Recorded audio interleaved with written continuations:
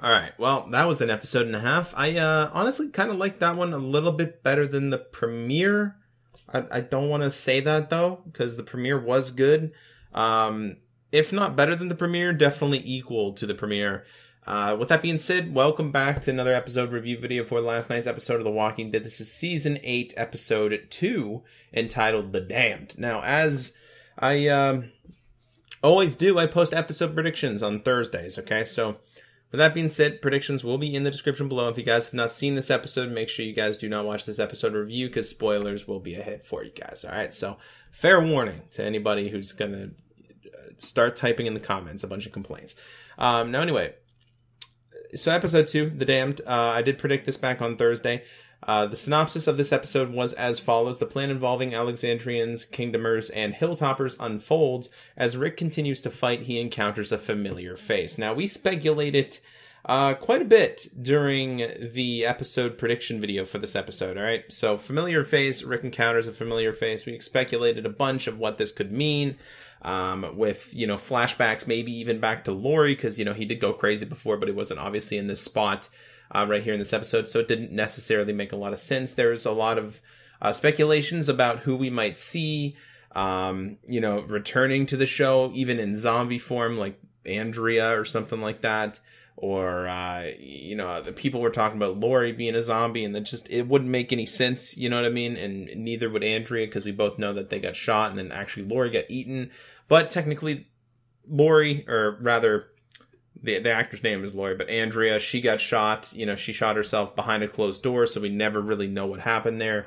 Michonne could have let her turn into a zombie because she's used to having zombies as pets and stuff like that. A lot of things have been brought up like that, like just speculation beyond belief. There was governor talk, which, he fell victim to Michonne's sword, and then Lily actually shot him, after that. So, but again, it was all off screen, right? So it's really hard to say. There was a lot of people speculating about this, you know what I mean? And we threw our ideas out there as well. We threw ideas out there as just, him hallucinating back to Lori, or him just encountering someone that he was like familiar with, like Heath, for example. Heath is kind of gone right now. We don't know really where he is, right? He got taken, we can presume. So we were kind of thinking about that. But another person on the list was Morales. Now, if you guys do not know who Morales is, or Morales, whatever you guys want to call him, he's a character from Season 1 of The Walking Dead. He basically separated from the group as they were about to leave for the CDC, and he separated from the group and told Rick and everybody that he was basically bringing his family to Alabama. Just try to find the rest of his family. See if, his parents or whatever, or her parents were down there or whatever. Anyway, he left Rick's group with his wife and his child, his little girl. Him or her and Carl, I believe, were playing, or Sophia, maybe? I think it was Sophia and, the Morales' little girl, were kind of developing a friendship there, and they were kind of sad to go. I believe she gave Sophia her teddy bear, so I believe there's that connection still there, but obviously Sophia's dead now, unlike the comic book. But, with that being said, Morales wasn't in the comic book either, so interesting to say the least. So, spoiler alert, it was Morales. Morales is the familiar face that he encountered in this episode, so it has literally been 7 seasons since we've seen Morales last. Season 1, I believe, because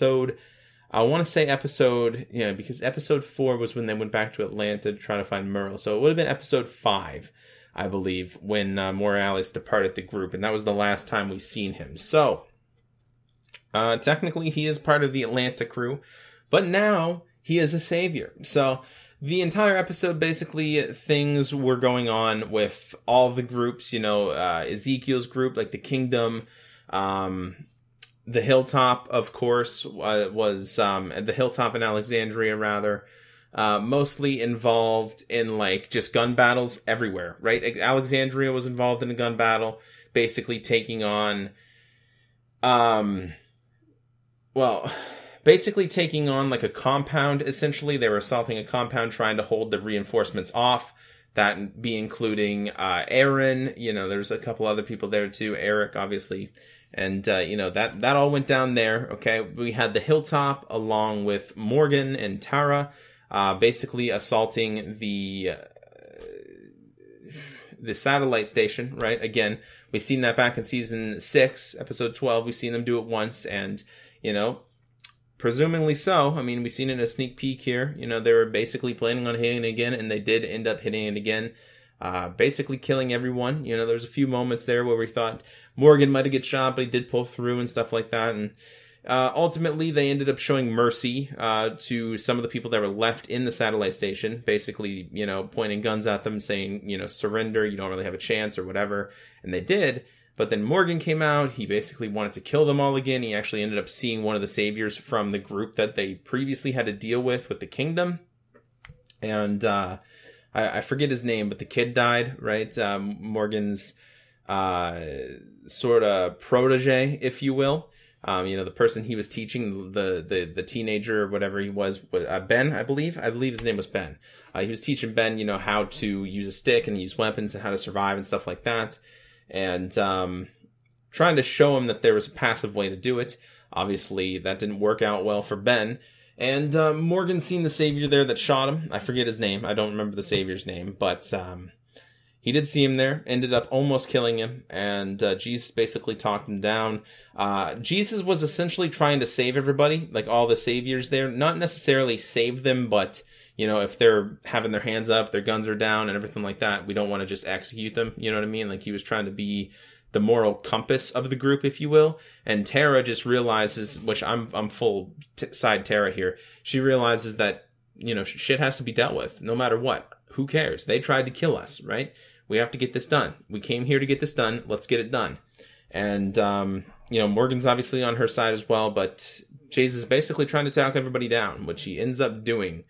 Then, like I said, Ezekiel and Carol, in all the kingdom, they were basically trying to track down a guy that was trying to get word to the rest of his saviors to basically know that they were coming, essentially. So at the end of last episode, or near the end of last episode, rather, Ezekiel and Carol basically ran into one savior who ended up chucking a grenade down and leaving them in peril, and they essentially tried to hunt him down this entire episode. They basically were, you know, giving chase to the savior to basically try to get to him before he got to his people to warn them that they were coming, right? That was their objective. So they didn't end up doing just that. They hunted him down, and just as they found him, Shiva basically comes out of nowhere and eats the shit out of him. So that happened.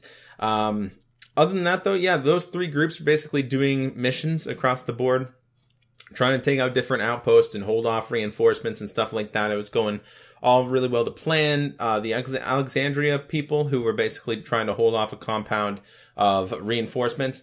Eric, which is Aaron's boyfriend, by the way, ended up actually getting shot, like, in the stomach area. We don't know if he's dead yet, but, you know, it's not looking good. There's a lot of blood there, so he kind of walked him off, probably to try to seek him, you know, medical aid or whatever. And, it's definitely not looking good, but we will see, I guess, in the next episode. Hopefully in the next episode. Now, as for Rick and Daryl, they essentially did the same thing. They tried to basically go into a place that was well stocked with guns, right? And they wanted to try to essentially clear it out as best they could and get those guns so that the guns could not get to the sanctuary and open up a hole, you know, and take out some walkers and open up a hole and an opportunity, you know, for Negan to actually escape, him and his men, right? That's what they were doing. They were trying to get a hold on all their weapons and all their gear from outside of the actual sanctuary. That was their mission, okay? So they end up doing that. Rick and Daryl, being badass as usual, they split up, and unfortunately Rick runs into a guy, okay? He runs into a guy. They end up fighting. Rick ended up obviously choking him out, trying to, you know, get him to tell him where all the weapons were and everything like that. He ended up choking him out and then essentially slamming him into a bracket that was placed on a wall. Really gross looking. Went straight through his chest. And then he took him down nonchalantly. Just was searching him for keys or, you know, anything at this point, right? Just weapons, whatever. And ended up finding a tattoo on his chest that said Charlie. And then Rick literally went in, or not Charlie, Gracie, I'm sorry. Gracie. Got the names mixed up. That said Gracie on his chest. And Rick went into the next room that basically that guy was outside of, you know. And he went into the next room and seen Gracie essentially on the wall in like little kid lettering and looked down into a crib And there was a little girl there, a little baby girl, literally just way baby, way tiny, you know, way smaller than Judith even, you know, basically, I wouldn't say a newborn, but, you know, probably approaching like 6, 7, 8 months, you know, somewhere around there. Not too good on baby age, but, you know, anyways, so he ended up seeing that. He ended up looking in the mirror, you know, seeing kind of a reflection of what he just did. He realized that he basically just killed the father of this little girl. And we're not really sure what's going to happen there. He didn't really take the baby or anything like that. You know, was he just going to leave her there to sleep and then come back for her after? It was clear. I hope so. But as for right now, he did kind of just leave. So as he left and approached into another room, he picked up a picture and realized this picture looked very similar to what he saw before in season 1. There was a picture of Morales, his wife, and his little girl. And he picked up this picture, seen that it was them. The camera didn't, but he did. And he said shit, or, you know, something along those lines. And then a gun was pointed at him, basically, out of the camera shot to the left or whatever. And he basically said, you know, put your gun down, put the picture down, you know, slowly. And it turned out to be Morales, and they knew each other. Morales knew Rick. Rick knew Morales. You know, he said his name, your name's Morales, and everything like that. And that's where the episode essentially ended. Basically, Rick saying, you know, you were back in Atlanta, and he pointed out to Rick, you know, that was a long time ago. And essentially explaining to Rick that now he is a part of the Savior's crew. Like, what are you doing here? You know, stuff like that. And yeah, he's a part of the Saviors. So I know a lot of people weren't necessarily keen on the idea of Morales coming back or anything like that. You know, didn't really like the character to begin with. But I just think it's cool to have a character like that from season 1, you know, go off on their own journey to like Alabama of all places, and then somehow, some way end up in the exact same area, you know, Virginia, as Rick is in and as the Saviors is in. It's incredible. I mean, I guess it is a pretty small world, right? So anything could happen, technically, right? So anyway, that happened, and that's basically where the episode ended. So I'm excited. Morales told Rick that he already called the Saviors. He already called the reinforcements and let them know that you guys were here and everything like that. So essentially, he already turned on Rick, but I guess technically he was never really on Rick's side to begin with. I mean, if I was Morales in that position, I would probably try to help Rick out because he was one of the first people that I knew.